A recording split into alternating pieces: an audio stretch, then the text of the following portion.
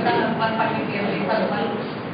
आमच्या गावामध्ये लोकसंख्या आहे 5,000, त्याच्यामध्ये महिलांची संख्या 2,400, अंगणवाडी 4 आहेत, सार्वजनिक विहिरी 2 आहेत आणि MIDC जवळ आहे आणि आमच्या शेतातील पिकं ऊस, गहू, भुईमूग आणि भात ही प्रामुख्याने पिके आहेत। आमच्या इथे हायस्कूल आहे ते 9वी ते 8वी ते 10वी पर्यंत आहे।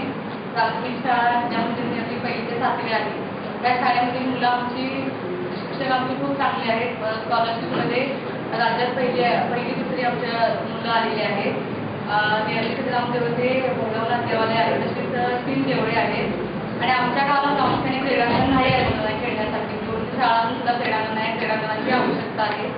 तसेच स्ट्रीट लाईट आहे आणि नेरळीमध्ये उपकेंद्र आहे आणि प्रसूतीगृह पण बांधलेलं आहे। भविष्य काळात जवळ आसपास खेडे असल्यामुळे तिथं मोठा दवाखाना होणं गरजेचं आहे आणि कृषी महाविद्यालयात आम्ही कॅम्प घेतला आहे 10 दिवस। त्यावेळी आम्ही भरपूर कामं त्यांच्याकडून स्वतः राबून आमच्या घरातल्या लोकांसाठी आम्ही करून घेतलेले आहेत आणि आमच्या गावाला निर्मलग्राम पुरस्कार मिळालेला आहे।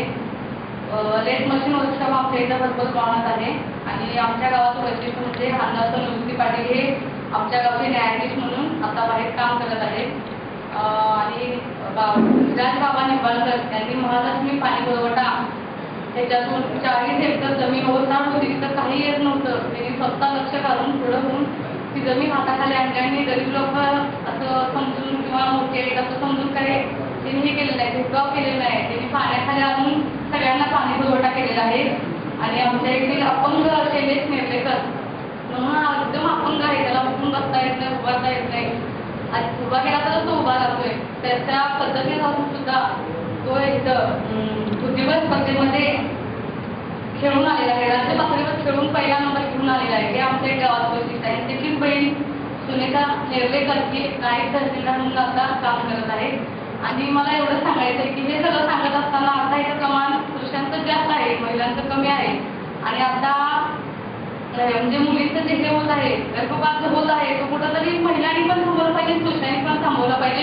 ह्यात सगळ्यांनी मिळून लक्ष घातलं पाहिजे, तरच ते कुठंतरी प्रमाण थांबणार आहे। ही गोष्ट एक महत्त्वाची आहे। ही नमस्कार आहे त्यातून तरुण मुलांसाठी म्हटलं जातात, त्यामुळे गावात शेतीची कामं फार कमी आहे। सध्या प्राथमिक शाळा, हायस्कूल, सोहाडेक आहे, बसवता आहे। तसेच गावामध्ये कासाळमध्ये भाजमान योजनेतून 5 काम केलेलं आहे, ते सध्या पूर्ण झालं आहे। फक्त लाईटचे सोडले ते काम पूर्ण झाले। निर्लीमध्ये नगरपालिका फार बसवत आहे। लोकसंख्या वाढल्यामुळे MIDCच्या एरियामध्ये लोक राहायला बिहारमध्ये मदत राहायला त्यांना पिण्याच्या पाण्याची फार अडचण आहे। त्या पाईपलाईन मंजूर व्हावी हे त्या ठिकाणी विनंती करून